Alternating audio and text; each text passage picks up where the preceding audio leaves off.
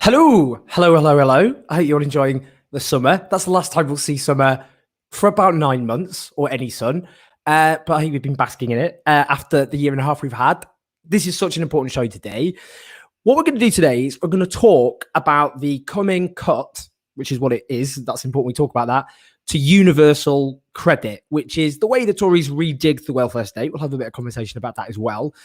And at the same time, of course, as you'll be aware, the Tories are hiking national insurance, which will disproportionately affect many low-paid workers, including care workers for that matter, to pay for the social care crisis without even resolving it, which we'll mention a bit as well.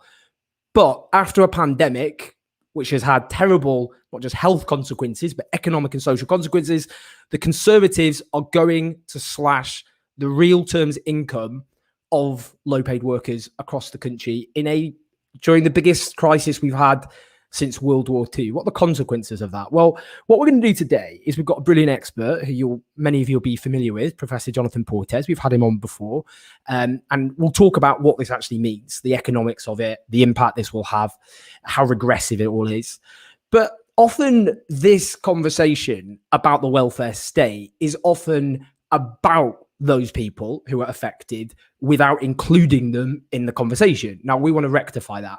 So we'll be talking to a brilliant activist from Disabled People Against the Cuts. And it is very important that we know that disabled people have been obviously hammered in the aftermath of a financial crash they had absolutely nothing to do with.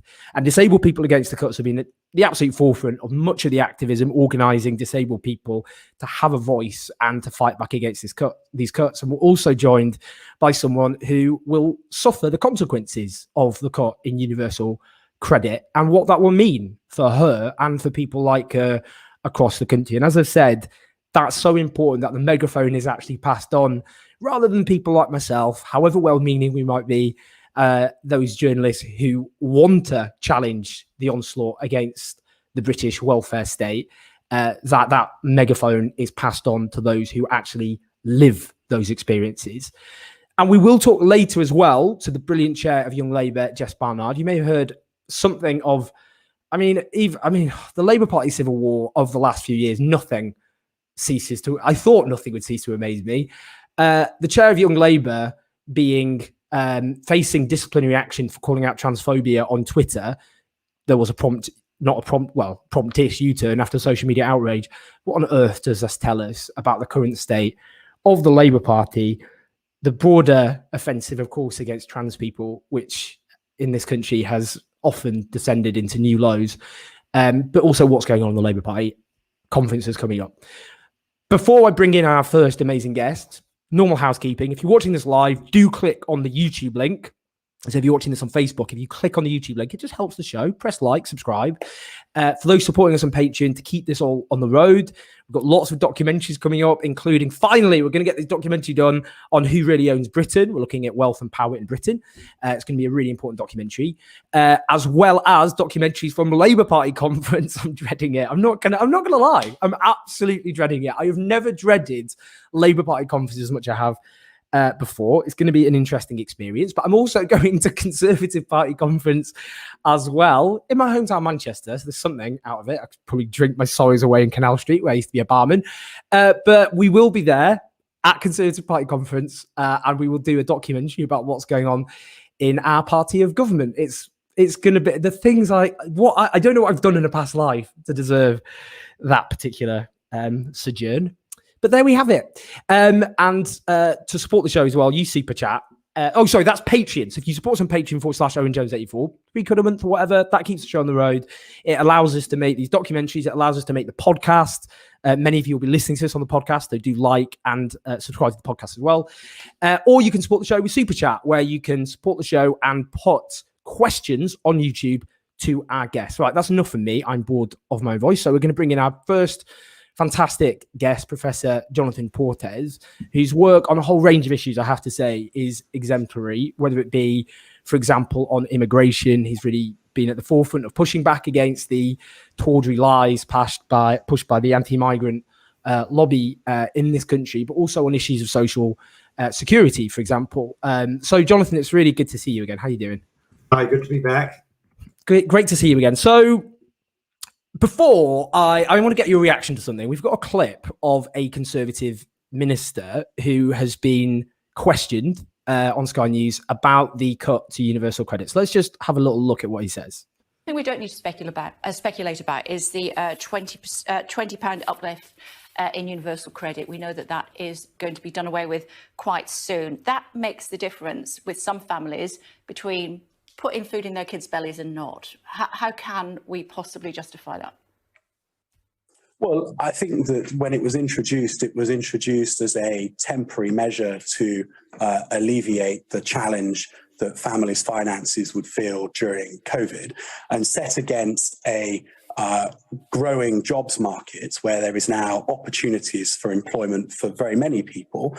There is an opportunity to say that that temporary measure is no longer required. Now, clearly, I understand that for many colleagues and for many in society, that is challenging because people have adjusted to having that money. But it was introduced as a temporary measure. The economy has bounced back quickly. And so I think it is legitimate to look at withdrawing that temporary measure now that there is the opportunity for people to find employment again and to make the money for themselves. And those who say my kids will go hungry as a result, what would you say in response to them? I would say that that is very, very sad to hear. Lovely stuff. So, Jonathan, let's just start with that. So, let's just explain. Maybe some won't properly understand how universal credit works, what it is. It was obviously introduced under this government over the last few years. Ian Duncan Smith was the architect. So, explain that and what this uplift. Put it into context. I mean, it's interesting. The minister there saying, "Well, there's a pandemic on. The pandemic is no longer on." But equally, we can't have a public inquiry into the pandemic because the pandemic's still on. So doesn't quite make sense. But just your take on that. Explain a bit about universal credit and what this means.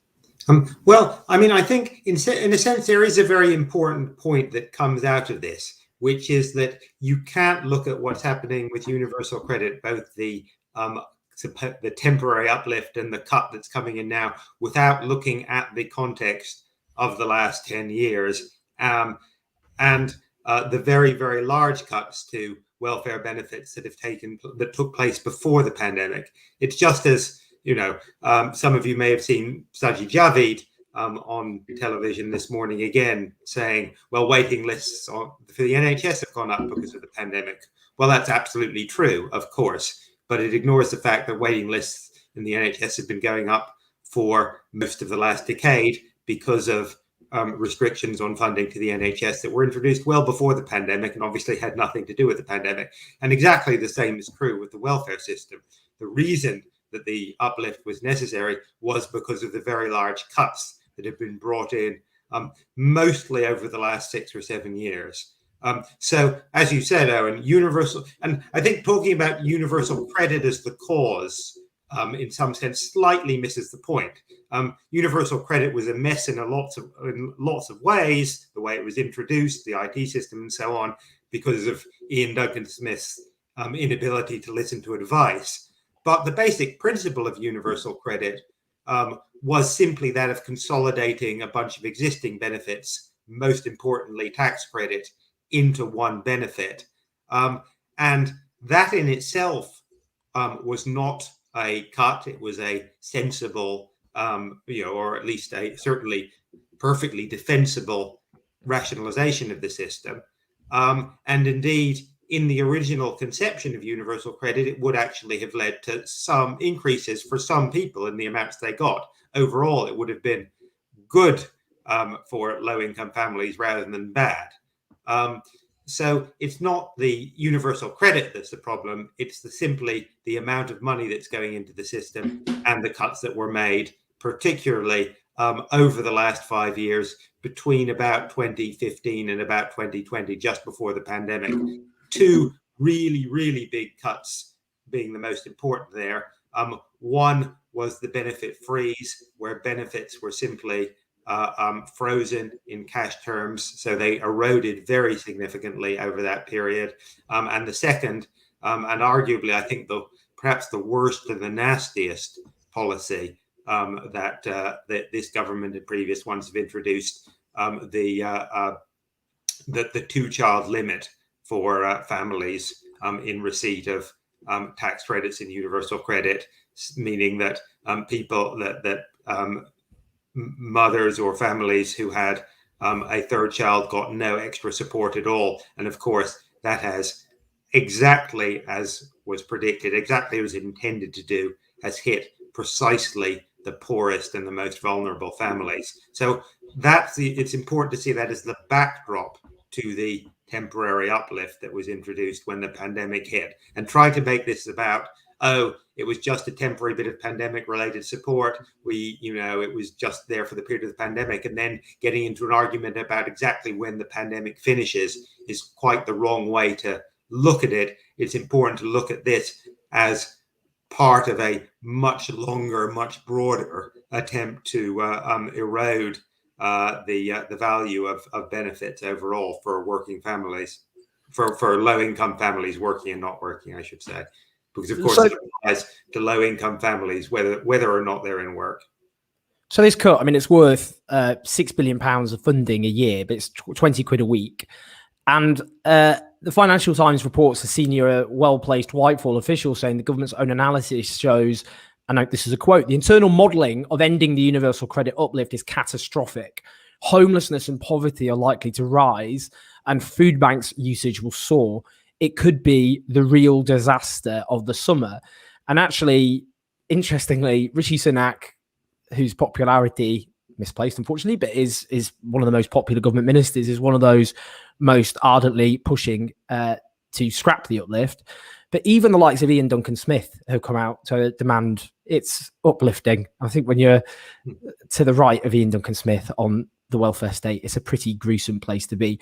But just in terms of the impact, I mean, what are we talking about? Because 20 quid, what are we talking about in the kind of, in terms of the incomes of those workers, and not just workers, but what sorts of people are we talking about, and how difficult an impact is that going to make? Well, I think one important thing is just to realize just what a huge proportion of the population this hits. We are talking about currently about 5 to 6 million people on universal credit. So it's probably about 1 in 4 working age families. So this is a huge number of people. It's a huge proportion of the population. And of course, it's a very big hit indeed. It's 1,000, 20 quid a week is 1,000 quid a year. For a lot of people, in terms of their net disposable income after housing costs, the sort of amount of discretionary income they're having, that could easily be up to £1.10 or even more. So it's absolutely conceivable that this is very much the difference between just about managing, just getting by, and having your head below water. So that, I think, is the first important. To put it in historical perspective, I think the one really striking statistic which came out last week was that this is possibly the largest cut to welfare benefits since World War II. So the largest cut since the establishment of the modern welfare state, according to the Joseph Rowntree Foundation, and that sounds entirely plausible. It is really a huge number, and in terms of what government officials may or may not have been saying about it, nobody's hiding anything about this. There's no secrecy about it. The sorts of models that people in the Department of Work and Pensions, where, as you know, I used to be the chief economist, use to examine the impact of cuts like this are exactly the same as the sort of models the Resolution Foundation or the Institute of Fiscal Studies, or that I use with my colleague Howard Reed when we've been doing modeling of the impact of these changes. And they all give the same results, because actually it's not really rocket science to work out what happens when you impose a very large cut on a very large number of families. This is a lot of money for a lot of people. As you said before, I wouldn't presume to talk about what exactly it means to individuals. People who are affected are in a much better place than I am. But looking at it as I do, because it's my job, from this sort of helicopter perspective of spreadsheets and models and hundreds of thousands of people, the magnitude of this is absolutely massive. Simon Wakely here says, I've got a disability, which means it's almost impossible to find work due to accessibility issues. I'm on universal credit. I've just turned 25. However, when the payment goes back, I'll be £20 worse off. I mean, be interested just into, because obviously this does affect huge numbers of different sorts of people in this country. I do think it's interesting that actually the public mood has shifted on the welfare state, because at the beginning of the years of austerity, one of the ways austerity was, in a sense, popularized or got huge amounts of acquiescence was, the mantra was, huge amounts of public money is being wasted, and it's being wasted on the feckless, on the lazy, on the so-called scroungers. And I think that debate has shifted, hasn't it? But in terms of, most people in poverty, aren't they, are in working households for a start. And that, I think, as the benefit cuts have spread and the reality has bitten, that has had an impact on the public consciousness, hasn't it? But I'm just interested in terms of the reality of low paid work and the role of the welfare state in supporting people. Yeah, so I think you're certainly right that the way that a lot of the cuts to benefits, and particularly some of the nastier cuts, such as the benefit cap, which affects essentially people with large families living in high cost areas, and the two-child limit, was legitimized, was very much by this sort of drip feeding of stories to the Mail and so on about benefit scroungers or families with 10 kids living on benefits and all the rest of that. And I think people have realized over time that they were taken for a ride on that. And actually, of course, the vast majority of people who are dependent on benefits, tax credits, universal credit, are ordinary people, whether they're in work or not, or moving in and out of work, or struggling with disabilities, or as Simon, or whatever, that these are just ordinary people trying to get by. And it's people like those are the people who are losing out from a cut which hits 6 million people. And I think even this government would have a hard time to try and justify cutting 6 million benefits to 6 million people on the grounds that somehow they were all scroungers. But I think there's a couple of sort of further points that it's worth making, which was, in addition to that really sort of nasty rhetoric, there was also a slightly more respectable version of it that you got from people, openly, from people like Ian Duncan Smith or say Fraser Nelson in the Spectator or Telegraph, which is that money doesn't really matter, that being that there's much more to poverty than simply how much money you have, and it was really we should really be tackling the underlying causes of poverty rather than giving people cash benefits. Fraser Nelson complained that Gordon Brown tried to solve poverty by moving numbers around on a spreadsheet. By which he meant, of course, that Gordon Brown put up tax credits and gave actual real people, millions of real people, more money in their pockets. And I hope that what we are getting a bit from this current discussion is that, actually poverty really is about money. And yes, of course, that doesn't mean you don't worry about the underlying causes, low pay, the support we provide to people with disabilities, education. Of course, all those things matter tremendously. But at the end of the day, poverty really is about whether or not you can afford to have a decent standard of living for yourself and your family. And tax credits and then universal credit are there in order to ensure that's the case. And when you cut them, it isn't just it may look like numbers on a spreadsheet in the Treasury. It may look like numbers on a spreadsheet to me when I'm doing my modeling. But the reality of it is that giving people tax credits took people out of poverty, and cutting them will push people back into poverty. And that's, it is as simple as that. Just one other thing before I just ask you finally about social care and national insurance. often rhetoric from progressives, from the left, on issues of the welfare state, often it's quite a defensive posture. It's often about opposing the latest Tory cut, the latest Tory assault, I suppose, on the welfare state, in quite a, stop the cuts, basically, but without having a kind of reimagining of how there could be a different sort of welfare state, which is fit for the realities of a country often obviously defined by insecure work.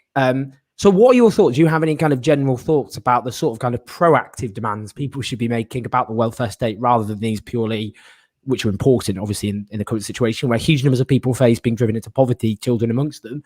But what kind of other things do you think demands people should be making? Well, in some ways, some of what's happened during the pandemic has pointed the way forward. The fact that the furlough scheme which was not perfect by any means, but was frankly pretty good in the circumstances and in the time it was invented. The fact that you can have a system like the furlough scheme, which provides a much more generous level of support for jobs than the normal system does, that you can introduce that. That you can do that without the whole sort of either the apparatus of the state falling over, or the sort of pernicious effects that, if anybody had sort of talked about the furlough scheme before we actually did it, it would have been shot down from all sides. And probably, to be frank, even people like me would have said that there would have been some major disadvantages. In fact, it showed we can do it. And while I'm certainly not suggesting that we have a scheme like that all the time, the idea that you can have some form of earnings-related support that is designed to produce a greater degree of job security for people, is hopefully out there, and we'll think about that as we come to think about how to redesign the welfare state. But I think, as you say, it's important to think about what does a new form of risk sharing between individuals, employers, and the state look like. That's what we're struggling with on social care. It's what we're struggling with on employment. I don't have the answers there, but I think there probably is a bit more space than there was a few years ago, both politically and intellectually, to talk about that properly. So just finally, on social care, we've just obviously seen this hike in national insurance contributions. Can you tell us just how, I suppose, regressive that is? Go on. I did get into some arguments with some people on Twitter on this, because it's not actually regressive. Hiking national insurance contributions in itself is not a regressive tax. Taxes on income generally aren't regressive. Who will pay most from this hike on national insurance? People like me, people earning very good salaries, especially those people like me in dual earner couples where both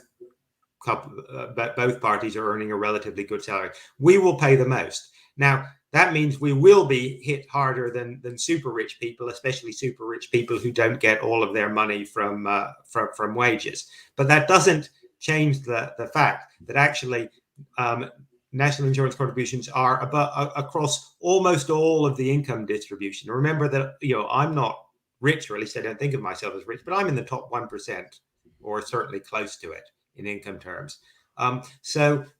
Yes, the super rich get off lightly, but the super rich get off lightly by pretty much any tax in the current structure. Overall, national insurance are a slightly progressive way of funding public services. They're not as progressive as income tax, but they're more progressive than VAT. They're a lot more progressive than council tax, which is the way we've been funding extra payments on social care for the last few years. So just as national insurance contributions were not a bad way to fund an increase in NHS spending when Gordon Brown did it, maybe not the perfect way, but not a bad way. They're not necessarily a bad way of funding increases in NHS spending or social care spending now. The problem is, the really regressive thing about the plan is not in my view, the tax side. It could be better, but it's not the end of the world. It's the spending side. Where's the money going? The money is going on preserving people's inheritances. And that in itself is not necessarily a bad thing. It's a sort of insurance function that the state provides, and that, there are good arguments for that for all sorts of reasons. But the idea that that is the priority when the real problem with the social care system is not the fund, is not, you know, whether or not people get to keep their houses or get to keep their parents' houses when their parents die. The real problem with social care spending is that we're not spending enough money. We're not paying. We don't have enough staff. We're not paying them enough. We're not training them enough, and the quality of provision in many respects is pretty terrible. If all the money had been going there, then actually I wouldn't have thought this was overall an objectionable policy. It's not so much how the money is being raised, it's how it's being spent or how it's not being spent. Jonathan, really appreciate it as ever. Thanks so much for going into detail, really fleshing out on the issue, obviously, of this horrendous cut to universal credit. And your expertise is always hugely appreciated. Do follow Jonathan Portes on Twitter. Do look him up, because always has expert analysis on what is going on in politics and on issues, as I say, not least on social security, but also immigration, where he's been an absolutely crucial voice. Much of my work quotes Jonathan Portes, as he knows. Thank you so much, Jonathan. Really appreciate it, and see you soon. Thank you. Pleasure as always. So if you're watching live, as I say, do click through to the YouTube link. And if you're listening to the podcast, hello, do subscribe. Right, we're going to bring in two other brilliant voices. And as I've said, it's so important that the megaphone is passed to those who are actually affected by what we're seeing, obviously, in the coming months and what we've seen over the last few years. So I'm really honoured to bring in Nella, who is a universal credit claimant. Hello, how you doing? Hello, hi everyone. It's a pleasure to be here. Great to see you. I love the background. Lovely. It was a bit festive. I'm actually feeling a bit Christmassy. Well, I had to make it a bit homely because it is a hostel after all. Of course, which I'll come on to. I'll let you explain that. I'll also bring in with you Andy Green, who's from Disabled People Against the Cuts. Hello. To explain though, Andy is not. So Andy's going to be the mysterious man. I like this. Normally we obviously have people on video. For those listening to the podcast, we can't see Andy, but it gives him a kind of element of mysteriousness, which I think is appreciated. So hello, Andy. How you doing? Thank you for talking me up on. I'm delighted to be here and appreciate the opportunity to let people know what's going on. Fantastic. And we'll talk a bit as well about Disabled People Against the Cuts, who've done absolutely critical work and do need the support of everybody. Nella, can I just start with you then? I mean, as you say, you're in a hostel, a YMCA hostel. So just want to tell me about just a bit about yourself, about your background, how you ended up in the hostel, that kind of thing. Yeah, that's fine. Well, actually, I came into this hostel at a very awkward time. It was actually just before lockdown. I received a room. This one's in Hertfordshire at the moment, so it's a very expensive area, as we all know. Down south is quite expensive. So since about like March 2020, it's kind of been up and down. We're not allowed people in the building still, just to point that out. I've been claiming universal credit for a few months now. It's been really up and down. And to be honest with you, the way that it's going, the way that they're going, especially with the job centre, I feel like really harassed more than usual. Even during a pandemic, we used to receive phone calls weekly instead of every 2 weeks, which was a bit excessive. So I kind of come on here to kind of raise awareness on that, if hopefully other people have had the same experience as me. But getting weekly phone calls of have you got a job yet when there's a pandemic can really affect mental health issues and well-being in general. So just tell me, in terms of, as it is, in terms of, as you say, you're in an expensive area, so just tell me a bit about how, in terms of balancing, how hard it is to balance a budget as it is, and what a £20 cut to universal credit will mean to you in practice. In practice, for example, there's like a £40 personal allowance where I'm living in this YMCA, which they're asking for £40 extra of your personal allowance, which frankly I find that very disgusting. So if £40, which is like half of the cut, which is coming out, is out of my account, that's kind of like, well, I'm set back once again, which I already thought, you know, that £40 towards personal charges was already ridiculous, plus electric, plus food, plus you know, necessities and things like that. it's not enough to live on, in all honesty with you. There's been times where I've had to go to the food bank, actually plenty of times, and it's a very horrible experience. It's the type of thing where you think, oh, I'm in this type of how can I call it? It's more of like you feel embarrassed to be here, even though it's not embarrassing. So that's how it kind of is at the moment. And personally, I think the way that it mainly affects people, including myself, is how are we meant to budget with such a small amount as it is? I mean, on that, Nelly, you mentioned mental health, for example. I mean, the pandemic, lots of people have found the pandemic hard, but it's been a lot harder for some, including yourself. And to be blunt, Tory ministers who are cutting universal credit do not lie awake at night staring at the ceiling, wondering how they're going to pay an unopened energy bill on the kitchen table. Yeah. So do you want to tell me about the impact on all of this has on your, the experience as it is living, having to constantly budget all the time to work out your outgoings with what limited money you have, and the stress of having that reduced further?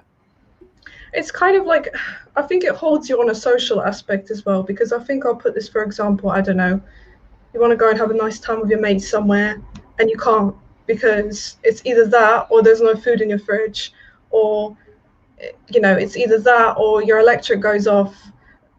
And I think that's the kind of like thing that puts people in a further kind of isolation as well, socially and financially. And I don't think people that are quite well off will ever understand, to be honest, unless they're put in that position of, I've lost everything, here's square one. And to be fair, it's always been a war on the working class. So, well, I think it's just like they're confirming what we're already saying for years now, but at a higher level. Amen. I'll come back to you, Nella. That's really brilliant, though. I'm just going to ask, bringing you, Andy. Now, we had someone earlier, Simeon Wakely, who said that he has a disability, which means it's almost impossible to find work due to accessibility issues. I'm on universal credit and I've just turned 25. How, when the payment goes back, I'll be £20 worse off.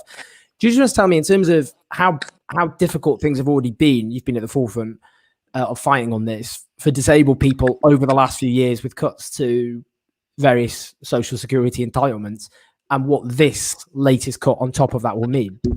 Oh, blimey. Sorry. Go for it, Andy. Attacking myself there. No problem. Excuse me. So, yeah, I think to set the context, really, I think we have to kind of firmly use the framework of the UN coming in and finding this government, which at the time, this party, which at the time in government had welfare reform as its flagship to be re-elected. But the United Nations found the Tory party committing grave and systemic violations of disabled people's human rights, upon which was the bedrock of welfare reform was built. That policy collection was designed to be punitive. It wasn't a byproduct of or fallout from decisions. It was shaped that way from the very beginning. And while I kind of, accept some of what Jonathan said, I would kind of, I would refer that, that universal credit, its black heart exists within the dynamic benefits policy paper from Ian Duncan Smith's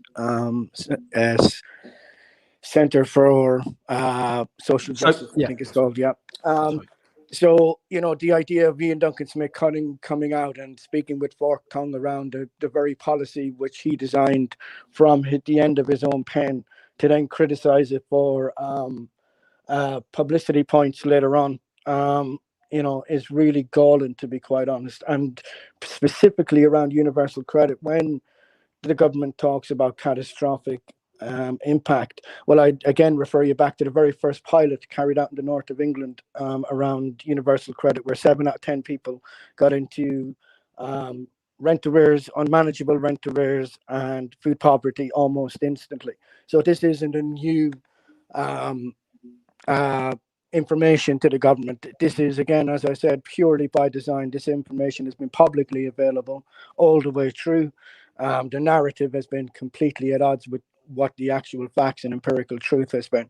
But that kind of context, then, you know, if you're a disabled person, now where do you find yourself? Well, you find yourself in the UK where you're 3 times more likely not just to live in poverty, but in severe deprivation, according to the Equality and Human Rights Commission, where actually 1% of housing is accessible, where you don't have, one of 2 countries in the world where you don't have a right to accessible to inclusive education, and where your human rights were dismantled, including in things like social care, over COVID. And as we, you know, the difference between kind of disabled people and the people who administer our resources is that they want disabled people to be written out of the story, whereas they have a vision of a future without disabled people having a stake, whereas we believe that we have a stake right at the center, along with the workers and service users in our community and our friends and neighbors and work colleagues, that we should be the one to chart the vision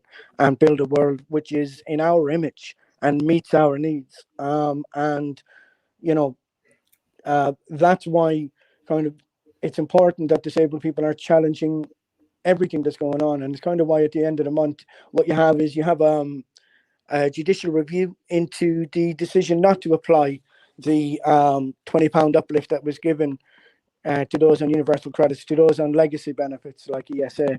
And those on those legacy benefits at the minute are living on a third of what the Joseph Rowntree Foundation says is a minimum income floor. And that's a really, a terrible state of affairs as we go with pretty much a blank page into the future, where actually what we have shown is that all the things that we thought were undoable can be done, that we can actually be bold and be brave about what we aspire to. And disabled people have long kind of come up with our own creative visions, and we have our solution to social care in the form of the National Independent Living Support Service, which last year we got voted through into the Labour manifesto, but you would never think it if you listen to any of the tripe that's been coming out since, but particularly this week. But we also have a first principles vision of what a welfare system looks like, based around claimant groups and in support with the University of Warwick. So that's part of pushing back against this, is both in the courts, both with vision building, but also most importantly on the streets. And Deepak is going back onto the streets again on the 28th of September in support of those taking that judicial review. And we have an action we're calling Audio Riot, because there was a very significant line given at the department or the Work and Pension Select Committee last month by a universal claimant, and I can't remember her name now, but she said it's almost like it's been whispered that actually there is no noise and no pushback around this almost at all. Nobody knows what's happening, and this could be the most devastating of devastating cuts over the period of a decade, and almost we're all being led into it blindfolded. So we're creating an action in central London, 12 o'clock King's Cross on the 28th of September, where we're asking people to bring as much noise as they can, anything that makes noise, and take part with us to create a space where we can actually get this message out, that this is not just happening to disabled people, but as you say, millions of universal claimants right across the United Kingdom. And I'll make sure I plug that again properly just when we're finished. And just before again bringing Nella, Andy, I mean, in terms of the material impacts that people can understand, what are the kind of choices every day disabled benefit claimants are having to make, and what will be on a kind of daily life kind of level, what kind of impact will that £20 reduction have? So some of the stories we've seen is, because of course this cut isn't taking place in a vacuum, there's lots of services that have been dismantled over a period of time. So what we've seen is, particularly one that strikes my memory, is someone having to pay £100 out of their universal credit to get hospital transport to get their treatment for cancer, because both hospital transport has been removed right at the sharpest edge. And what you have is someone there literally choosing life or death, that they're actually having to choose to go and get their cancer treatment or miss it and eat, and that's the kind of choices that we're hearing on a daily basis, really. Nella, if there was a government minister here, what would you say to them? I would say to reevaluate the whole system. when it comes to this type of thing. I think I would start by saying, especially as Andy pointed out very well, is that we really need someone to look into how badly it affects the disabled people in this country. I've seen on many occasions, because I actually run a Facebook group, the Socialist Board, and we've just started a little group to kind of like, it's just a little bulletin board. Anything is a proper issue, someone can just pop in and say, hey, look, we need donations here, whatever here, that type of thing.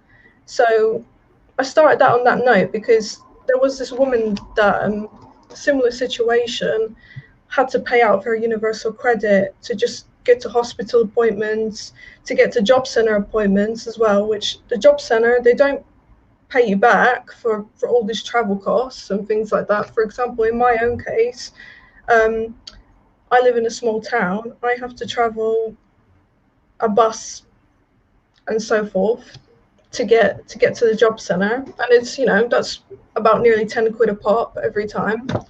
And it really does make a difference between, £10 for the bus, which you don't get back from the job centre, to a week's, well, maybe not a week's worth of shopping, but like maybe a few days worth of food from Aldi.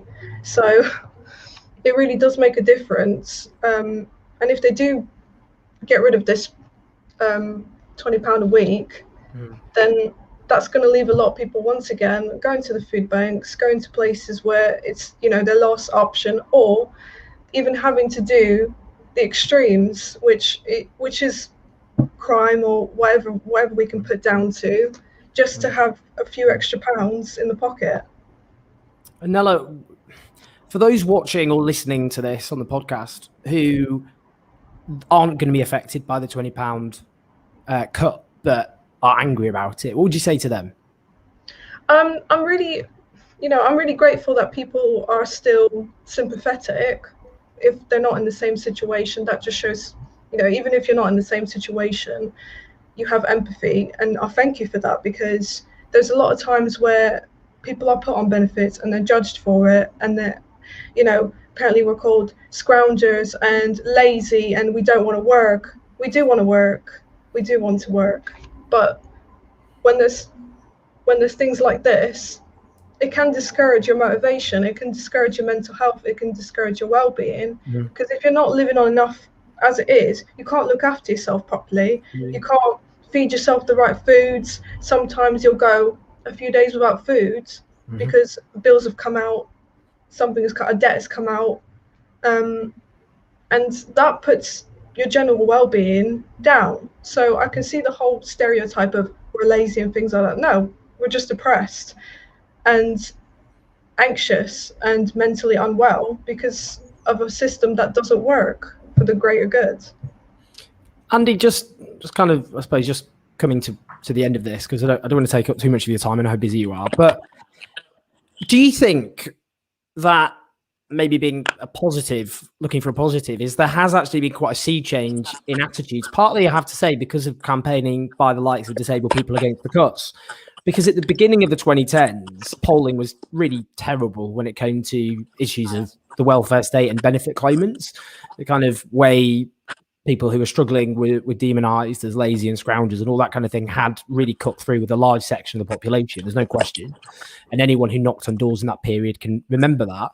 But there has actually been a shift in public attitudes. And I wonder what you think that's down to and how it could be built on, because this universal credit cut is not popular. And actually those cuts were alarmingly popular in the early 2010s. So how do you think that's changed, and how can it be built on?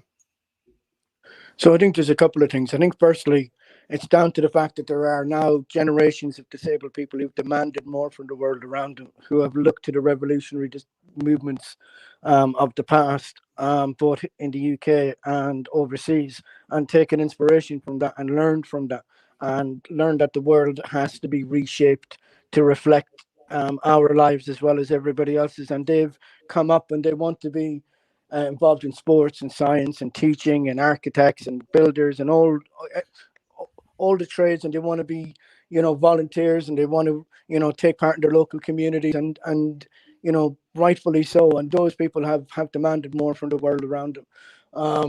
And I think, there have been huge sacrifices made by those movements, people who have gone out and put themselves at huge risk, to forge a path. And I think we owe, today in 2021, a huge debt, and I would go so far as to say everything we have, to those movements who have gone before. And I think we only stand here because of their good work.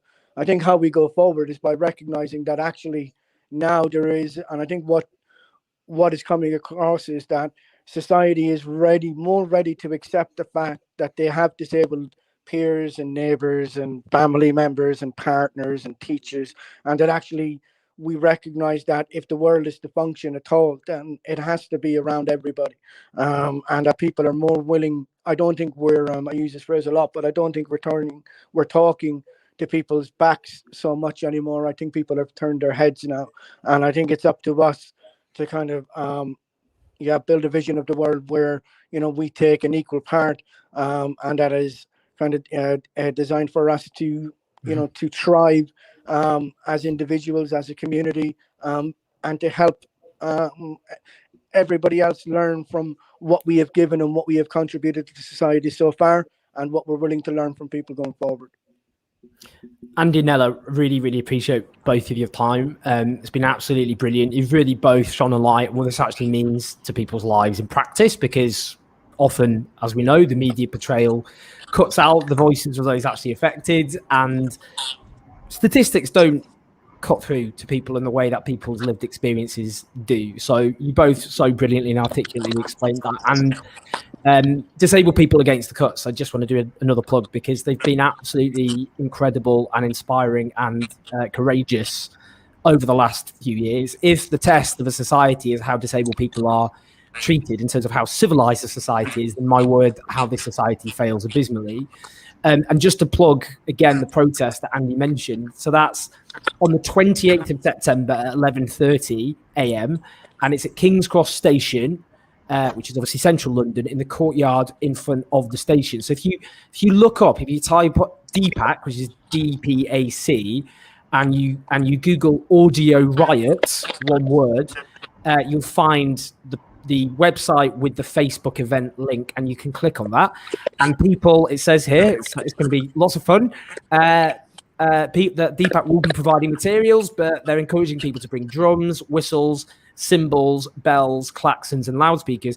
I think it's important to make this point because the policing bill, which has been driven through Parliament by this government, essentially attempts to criminalise peaceful protests and talks about, basically banning protests which cause a noisy and a nuisance. That's the point of protests. They're supposed to be noisy and a nuisance. Of course. So that's why people fought at huge cost for the right to protest, because it's supposed to be inconvenient to force people to be heard. And DPAC have always forced people to listen to the voices of disabled people, whether they like it or not. So yeah, of course, hugely important. So both Nella and Andy, you've been really brilliant. Really appreciate your time. So it's been an absolute pleasure. Thank you so much, Owen, for having me. It goes without saying. Thank you. And thank you so much. And I'll speak to you soon. Lots of love. Thank you. Take care. Bye bye. They were both brilliant. We're very lucky to have such brilliant guests. Labour. Just gonna meditate for a second. I just don't even know what to say anymore. Honestly, don't know what to say. So I am not going to say very much now. Oh my word! If you've not heard about this, you're just not. I mean, I still haven't processed it. Let's just bring in Jess Barnard, who is the chair of Young Labour, a brilliant activist, the sort of activist the Labour Party in a rational world should be celebrating and putting at the absolute forefront of its campaigning. Hey Jess, how you doing? Hello. Not too bad. All things considered, not too bad. Quite weak. Let's have a look at the post. Let's see the cat first. For those who are listening on the podcast, it's a very beautiful post. What's the post called? This is Bellatrix, hey, or Bella. How very sweet. It's a black and white post. Who looks extremely happy. Look at the camera. Yeah, here we go. Here we go. Very sweet. Sorry, we could just talk about cats. It has to be part of every call I do. So. Well, I think we should. Maybe we should just talk about cats instead. That would be. Do you know what? That would be much more pleasant, really, wouldn't it? So I'll just explain what happened. So I got an NEC member got in touch with me on Friday because you had emailed NEC members about a notice of investigation, which is a disciplinary letter essentially threatening disciplinary action against Labour members for violating the Labour Party rules on the basis of 2 tweets. Let's have a look at these tweets, shall we? Let's bring up one of them. Competition time. Guess how many TERF accounts, that's trans exclusionary radical feminist accounts, I had to block today. Closest guess gets to pick a charity supporting trans people for me to donate some of my council allowance to. Voting closes in 24 hours. Let's have a look at the other tweet. Expect better from a Labour representative. These accounts stalk, harass, incite hatred and abuse towards trans people. Why on earth the Labour Council would defend them is completely beyond me. There's no fishing for anything. I just won't be intimidated into giving transphobes energy. Now, I know some people might be watching this or listening to this and think, wow, there must be more to it than that. There must be something else. Come on. It's not those tweets. What's possibly wrong with those tweets? That's just the chair of Young Labour calling out bigotry against one of the most marginalised minorities in the country. But that was the basis of the notice of investigation. So, and let's just quickly explain, you got this at 1 a.m. in the morning. I looked through it myself, spelling mistakes, and also it said it was about posts on Facebook. They're not Facebook, they're Twitter. Now, I mean, obviously, it's no biggie. It's just Labour's disciplinary system, which has been the focus of political debate in this country for years, actually, as it turns out. Keir Starmer's allies have been, they've only been running the party for a year and a half, total control of the Labour Party. What did you think when you got that letter? I still really don't know how to describe it, really. I think there's a part of me that isn't surprised. Okay. I think I've been quite open about the difficult relationship that Young Labour and myself have had with the party, and then I think, particularly kind of party staff and bureaucrats. So I think there was part of me that was expecting this. Obviously, I've seen quite a lot of left-wing activists targeted, and also solidarity to those that are also getting similar kind of just outrageous complaints and investigation notices through. They're just completely ridiculous. That might not have the same platform that I do.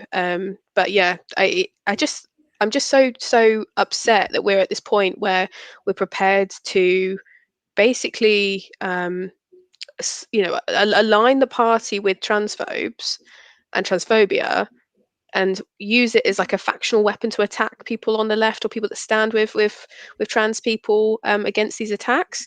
And that's a really sad thing to think about our party. That's not why we joined the Labour Party. That's not why young people and LGBT have stood by the Labour Party and repeatedly voted for the Labour Party over the years. So it's just really, really like heartbreaking, really. I'll come on to that wider issue of the relationship between Young Labour and the party hierarchy, because there have been various briefings to journalists about essentially a showdown between the Labour leadership and the Young Labour wing of the Labour Party, which you obviously are democratically elected chair of, with a democratically elected committee. So, I mean, I'm trying to work out still. There's a few theories which have been running around. The writer Alex Nuns, who people may know his work, he used to work for Jeremy Corbyn himself from 2018 onwards.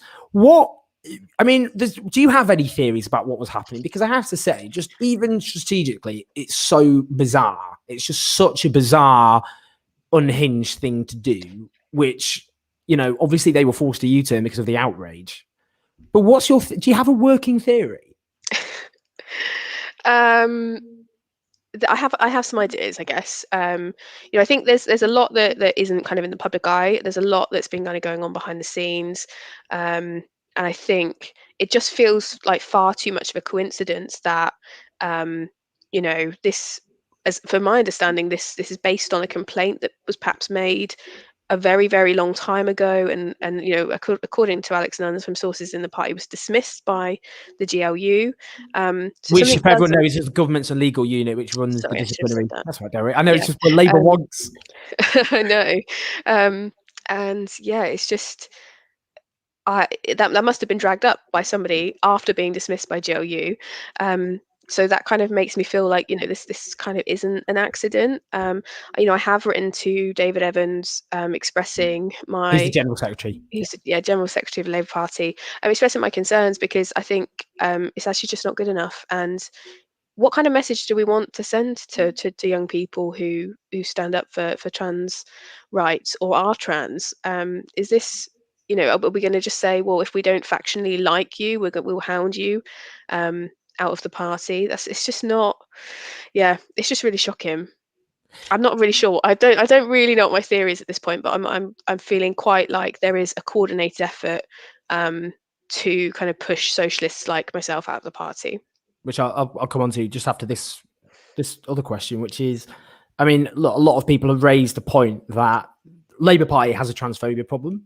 There are a lot of people within the party, from activists to higher up, who've used their platform to support and endorse anti-trans talking points, support anti-trans rhetoric, and trans people are one of the most marginalised communities in the country. Transphobic hate crime has quadrupled over the space of 5 years. The statistics on trans people is, in this country, the experience is alarming. About half are scared to use a public toilet. About 1 in 4 young trans people have been homeless. Huge rates of suicidal ideation. Huge numbers report being discriminated against at work, in education, being abused in the streets. The vast majority don't report those experiences to the authorities, so the official statistics only scratch the top of the iceberg. And I suppose you kind of think with Labour, we have our disagreements, to say the least, on various issues. You kind of think, though, that there'd be a consensus on LGBTQ rights. I don't ask for much in life, just not being the enemies of LGBTQ people. That's all. That'd be great. Because actually, whatever criticisms I have of New Labour in government, they actually did do good stuff on LGBTQ rights. And a lot of people on the right of the party would champion that as well. So I suppose the point now is, look, you've got allegations, for example, about Rosie Duffield, who's a Labour MP for Canterbury, who likes just awful tweets by anti-trans activists. And we've, just reams of them, liking tweets saying that trans people are cosplaying as the opposite sex, that kind of thing, and sharing articles denouncing the transgender thought police. Imagine that, the homosexual thought police. I mean, so what do you think about the fact, LGBT Labour, which it should be said, its leadership is not on the left. They don't have our politics. They're loyal to the Labour leadership's politics, but they've demanded Rosie Duffield's whip is withdrawn. But there's various other senior Labour politicians who are guilty of a similar behaviour, but no action's been taken. But you, the most prominent young activist in the Labour Party, you had a notice of investigation for opposing transphobia. What does that tell us about the state of all of this? Exactly. I think it tells us that the complaint system still is completely not fit for purpose, and that we currently have a leadership that is, I think, determined to run away from this issue, and to not hold transphobes accountable. I think the framing of this as some kind of marginal issue that working class people don't care about. It's just the most ridiculous thing I've ever heard in my life. Trans people are working class people too. And LGBT rights have always been really important to Labour's voters. So it's very, very, very tactically silly in my view. But also it's just creating a situation where particularly trans people, but also the wider LGBT community, particularly given like the arguments that are being used, the kind of things that are being supported by like Rosie Duffield and things, are similar arguments to the things we used to see, like in the 80s, used against particularly gay men. These are being recycled, and these are phrases used by the far right to attack LGBT people. So there's no wonder that young trans people are turning away in their droves from the Labour Party. Like, it broke my heart when the investigation against me was leaked, because my timeline was full of trans people leaving the Labour Party. And the party, if they want to prove that they stand on the side of trans people, if they want to prove that they could be trusted in government to support LGBT people and not go back on the rights that that we've fought for and that trans people deserve, then come on, they need to prove it. Like, show us. Actions speak louder than words. Take action on transphobia. Introduce a definition. Work with groups that are fighting transphobia to create a system that actually works, and stop using factionalism in such, such a hurtful way, in such a derogatory way, and such a harmful way. It's just astounding. One of those young trans members who left is someone called Arthur Webber, who's one of my favorite people on Twitter. Young trans guy. Look him up on Twitter. He's at Bernie Tranders. It's very funny. Bernie is in Bernie Sanders, but Tranders TR instead of Sanders. And he wrote this letter, resigning as a young closeted trans man at university. I found a safe haven in my Labour Students Club, a group of people who not only respect my identity, but encouraged me to stand and make a change. When I eventually plucked up the courage to go to my first constituency Labour Party meeting, I was met with love and acceptance. My constituency Labour Party eventually encouraged me to stand to be a Labour councillor, and I ran whilst openly trans. I was fully prepared to receive backlash from the public for this, but did not receive any. And then did receive online abuse from members of the Labour Party. The party that loves to remind me it wrote and passed the Equality Act 2010, but allows members to advocate for this law to be broken to exclude and marginalise transgender people. The part of the NHS that says nothing as trans people die on waiting lists for treatment that seemingly never end. The Labour Party said it was for people like me until it wasn't. When a particularly prominent party figure engaged in casual transphobic behaviour for the first time, I wrote an article with the intent of helping the individual and the wider membership understand why such behaviour is hurtful to people like me. I've now come to the conclusion that the party knows full well this causes significant distress, but does not value us enough to protect us from harm. I spent the last year debating with myself whether my very membership of the party is an endorsement of its poor treatment of its trans members. The pessimist in me has declared victory, and I cannot stand by and indirectly encourage this behaviour. I hope to return soon. Arthur Webber. Heartbreaking.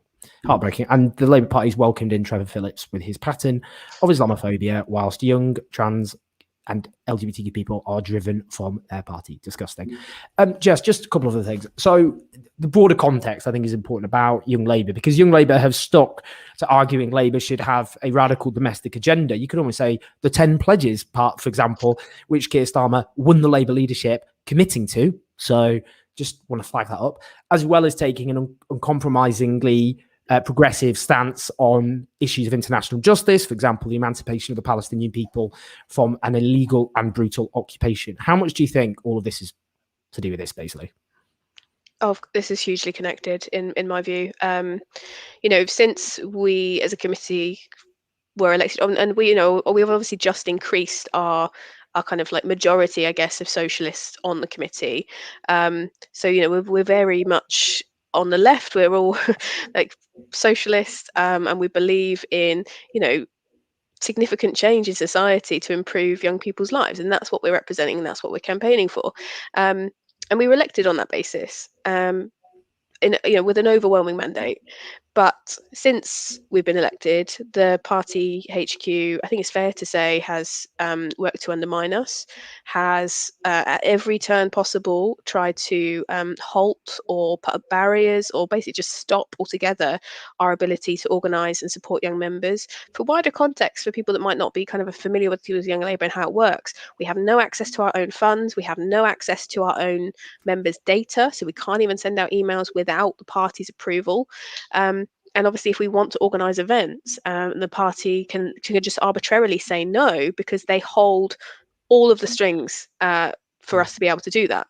So obviously, when you have a democratically elected socialist committee that wants to do socialist events, that wants to do events where we talk about all the issues young people care about, you get party bureaucrats using those flaws in that system to prevent that from happening. And that's exactly what's been going on. I tweeted a few weeks ago, before this all kicked off, about the situation we were in after about 4 months of waiting for Dave Evans to communicate with young members that he had decided we would not be allowed to host our own conference this year, despite it being a party rulebook requirement. He promised to me that he would communicate that to young members. I waited 4 months. It still didn't happen. We'd received no communication from him. He'd also promised extra resources for us to deliver something at Labour Party conference nationally, and that had just not been forthcoming. We'd been ignored. I had been chasing party staff multiple times a week. It was causing us a huge amount of stress and putting a huge amount of pressure on us when the party was selling tickets to our members and we're expected to deliver something, and the party were refusing to do anything to support us, to talk to us, or to approve our speakers, so they wouldn't even be allowed in to the conference venue. So That's where we are, basically. And so I think it's quite clear that there is, a link between the hostility we've seen kind of come out towards me over the weekends, and the practice that we've seen from the party. Just finally, what do you think is going to happen at conference? Do you think they will try and do some rah, take on Young Labour kind of thing? And the other thing, I suppose, connected to it, I mean, do you think they've basically decided, well, young people are going to vote for us whatever happens, aren't they? They voted because obviously in 2017 and 2019, even the 2019 route, actually young support went up for the Labour Party then. Not enough to win, clearly, in 2017, and 2019 was a terrible defeat. And that's because overwhelmingly, unfortunately, older people aren't voting for the Labour Party. Something which has got worse with every election since 1997, essentially. What do you think, so what's going to happen at conference? And do you think a lot of this is just the sense of young people have nowhere else to go, so we can stick our fingers up at them because what are they going to do about it? They're just going to come and vote for us anyway. Oh, definitely. And I think a lot of it is a recognition that, so many young people joined that. Sorry, my cat's laying on my keyboard. I'm a bit afraid it's going to close this window. So I think there's like a desperate attempt to kind of undermine young members because so many joined the party under Jeremy Corbyn. I think we had around 100,000 members then. We know that that's fallen quite significantly. We don't know exactly what our membership numbers are at the moment. The party haven't told us.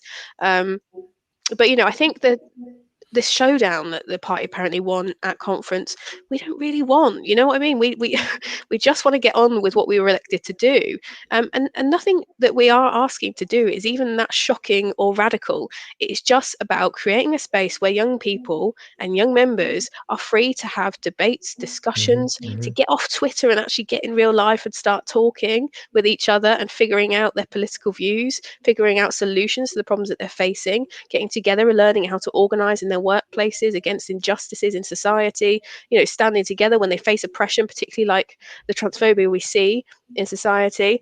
And the things that we proposed for Young Labour Day at conference are exactly that. They capture exactly that. Empowering young members, housing for the many, Black lives and racial capitalism, solidarity not charity, organising in your workplaces, the fight for trans liberation. These are all things we were asking to deliver at conference. We'll see if we are permitted to do that. I'm not sure yet. But of course, I think what I will say to young members or young people listening on the call, we are determined to deliver this. And this isn't just about me. If the party wants to come after me for this, fine. But there is a huge number of young people who believe in this, who are calling for this, and who are calling for you to listen to us and allow us to organise. Jess, it's been an absolute pleasure. Thanks so much. It's disgraceful the way you were treated. But as I keep saying, I said a video about this. As the song goes, they took on Jess Barnard and Jess Barnard won. So bad luck, Labour bureaucracy. Oh, you're going to come for the Queen. Better not miss. But lots of love. I look forward to seeing you at Labour conference. I'm sure we can talk and we'll have to meet in person. I know, it's so weird. We've never met. It's really bizarre. But yeah, I'll try and be sober for Labour conference. I won't. Too stressful. Yeah, we'll get drunk. Don't worry about it. All right, lots of love, Jess. I'll speak to you soon. Thanks, everyone. Cheers, and lots of love to the cat as well. Brilliant stuff. Depressing but bleak. All of what we've covered, to be honest with you, but that is, I'm afraid, the reality of the world we currently live in. We're taking a scenic route to a better world. Let's just put it generously, shall we? But it's been brilliant to have those guests. We've got, speaking actually of transphobia, we're very, very lucky this week to have an interview with Sean Fay, whose new incredible masterpiece, The Transgender Issue, is now out. Do buy it. If you don't understand issues to do with trans people, if you don't know any trans people, if you're confused about what's being talked about all the time on social media and all the rest of it, this is the book for you. It really does go into great, humane and powerful detail about what it's like to be trans in the modern world, what they're up against, and just, the actual realities rather than the lies and myths that are propagated. So do please get a copy, but we'll have an interview with her. We will finally have our documentary about Who Owns Britain, as well as videos, as I said, it Labour conference and Tory conference. You make all this possible on patreon.com/owenjones84 because I'm hopelessly out of my depth, so I have to rely on brilliant team to do all of that who you pay. So thank you. And I will now thank people from the Super Chat who have sent in and supported the show. Simeon Wakely, Tajus Campwell, Tarana Amadi Parker, David Barata, who says, can I thank you, Jess, and for you, Owen, for standing by trans siblings. And obviously, Jess had to face consequences there we saw, but we've already seen the consequences for trans people themselves driven out of the party. Woody, Jenny Carter, thank you so much for your support. I'll see you next week on Sunday at 12 o'clock as ever. And we will have, also to Harley the Salami, who says, how do we begin to restore power to party members? If the party won't respect its own rules, perhaps we need to protest and progress within. Got to organise and fight back. And the likes of Young Labour are doing that. That's why they're being victimised and harassed. They don't call it a struggle for nothing. It's not a walkover, it's a struggle. But history will damn those who are behaving in this way. I have absolutely no doubt about that whatsoever. So as I said, we'll have all these documentaries up. Do like the video, it helps more people watch it. If you're watching on Facebook, come through to that. If you're listening on the podcast, thank you, and keep listening to the podcast, I suppose. We've got loads coming up. As I said, lots of love, everyone, and I'll see you soon. Bye.